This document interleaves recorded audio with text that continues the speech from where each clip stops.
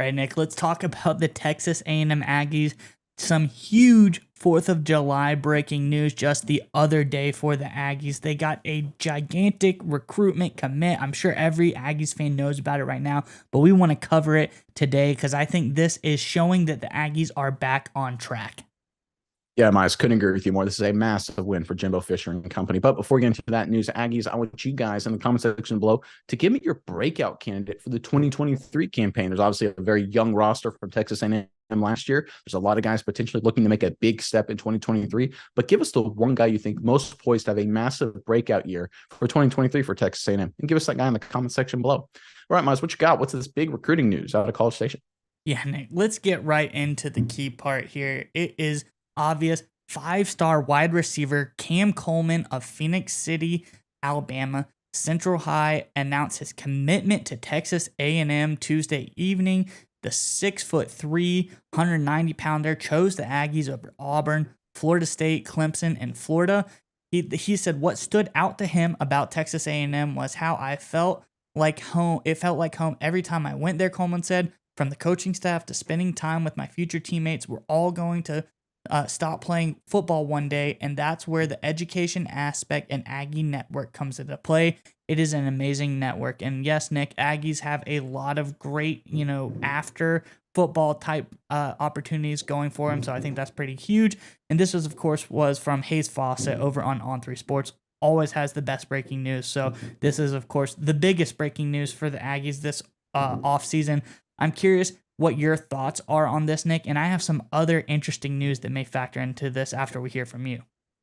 So I think Coleman is one of these rare prospects that you look at him and he's like, yeah, he could play in the NFL tomorrow. He is that physically gifted, that fast, that strong. And look, he's got to build out a little bit in the college program, of course, but he's one of these few guys. And there's a lot of 5 stars that like, oh, they're a good prospect. They'll become a good player in college and maybe eventually go to the NFL. But Coleman is one of these guys who, when you watch his film or when you look at him physically, he's just more mature. He's the guy who's going to contribute day one as a freshman, by the way. This guy's going to catch a lot of footballs this season for A&M, barring any sort of injury or anything like that. He is that good of a player. He's going to probably be a first-round pick, maybe a second-round pick in the NFL. A lot of comps. I think 24/7 Sports has comped him to George Pickens, formerly of the University of Georgia, now with the Pittsburgh Steelers. I think that's a fair comp. I honestly think he's a little bit faster than Pickens, and I think obviously he's a little bit more, I'll say, mature than Pickens. Pickens ran into a lot of issues with a long time at Georgia. I don't see Coleman, based on what we've seen so far, having those kind of issues. So I think this is just a huge win for A&M, of course. And look, we've talked about the issues with Jimbo Fisher. There was some concerns about what is their long-term viability in the recruiting after the 2023 class look compared to 2022, which I think was the number one in the country. This is a step in the right direction. That 2023 recruiting and 2022 regular season was an aberration, and the long-term health of this program is solid. Yeah, Nick, I think that shows it is back on track. This A&M program is looking really good, and there's a key front office move that I think had a lot of contributing to this. You can see A&M, I'm going to go through the list, Nick. They had 1, 2, 3, 4, 5, 6, 7, 8, 9, 10 recruits of their possible 16 commit post the June 9th date, Nick. And that date is important because this is the date that they decided to move on from Kevin Mashak, the former front office player personnel, director of player personnel for Texas A&M. There was some back and forth. A lot of people were not a huge fan of what he was doing for the program. They move off of him, and now after that move, Nick, 10 players have committed to the Aggies. I think there's a lot of guys, whoever the interim guy is, they need to go ahead and hire him because this is the biggest recruiting win for Texas A&M in a very long time. But I think the move on from Mashak really played a big role in receiving all of these recruits because I think they got some fresh blood in there. I think they really revamped what they were doing to get these recruits in, and I think it was good. But this guy, Nick Coleman, huge win for the Aggies. This guy has all the physical tools, like you said. He was over at Under Armour's Atlanta camp, and he ran an electronically timed 4.4640. So he's lightning fast for a receiver. Yeah, it's unreal. He's got all of the best measurables here, 33.5-inch arm span. I think this guy is just absolutely phenomenal.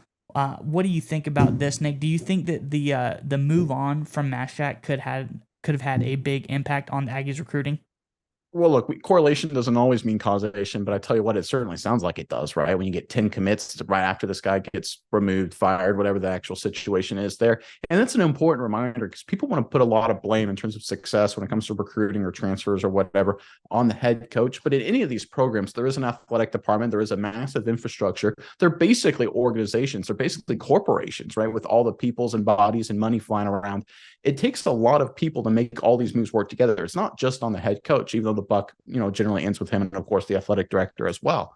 So you have to give the Aggies for credit to recognizing that there was an issue there, making a change, and you saw the immediate dividends. So somebody definitely knew something in that program and made the right move to move on from it. And look, this is obviously a great sign for A&M going forward. Obviously, it's going to be 2024 before we're going to see this kid for the first time. But 10 commits after one front office move, that's an indicator right there. So great job in the Aggies athletic department recognizing an issue and correcting it.